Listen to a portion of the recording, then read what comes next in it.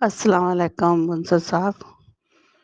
ये की कीता इन्हां ने, बड़ी तकलीफ होई इस चीज़ दी ते सरदारी नूं सदर बनाना किस तरह बनाना सरदारी नूं? पहले उन्हें 5 साल हुकूमत कीती सी, की कीता सी उन्हें? सब कुछ गवा के बाहरों आया, की करना इन्हां ने? नवाज शरीफ नूं नहीं बनाना सदर, कैंसल कर देने इस इलेक्शन नूं।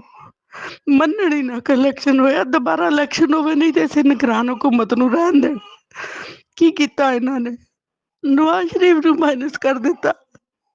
ਅਸੀਂ ਕੀ ਕਰਨਾ ਸ਼हबाज शरीफ ਨੂੰ, ਅਸੀਂ ਕੀ ਕਰਨਾ ਮਰੀਮ ਨੂੰ, ਜਦੋਂ ਨਵਾਜ਼ ਸ਼ਰੀਫ ਨਹੀਂ हुकूमत 'ਚ ਹੋਏਗਾ। ਤੇ ਬੜੀ ਤਕਲੀफ ਦੀ ਚੀਜ਼ ਹੈ। ਜ਼ਰਦਾਰੀ ਨੇ ਅੱਗੇ ਮੁਲਕ ਲੁੱਟ ਕੇ ਖਾ ਲਿਆ। 3 ਵਜ਼ੀਰੇ ਆਜ਼ਮ ਉਹਨੇ ਆਪਣੇ ਨਾਇਲ ਕਰਵਾਤੇ ਉਸ ਵਕਤ। ਕੀ ਕੀਤਾ ਸੀ ਉਸ ਵਕਤ? ਰੇਲਵੇ ਦਾ ਤੇਲ ਤੱਕ ਹੈ ਨਹੀਂ ਸੀ, ਮੁਲਕ 'ਚ ਕੁਛ ਨਹੀਂ ਸੀ ਛੱਡਿਆ। ਹੁਣ ਇਹਨੇ ਕੀ ਕਰਨਾ?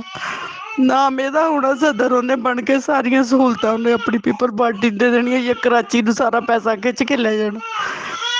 ਨਾ ਮਨਜ਼ੂਰ ਆ ਸਾਨੂੰ ਸ਼हबाज शरीफ वज़ीर आज़म, ਸਾਨੂੰ नवाज शरीफ ही चाहिदा।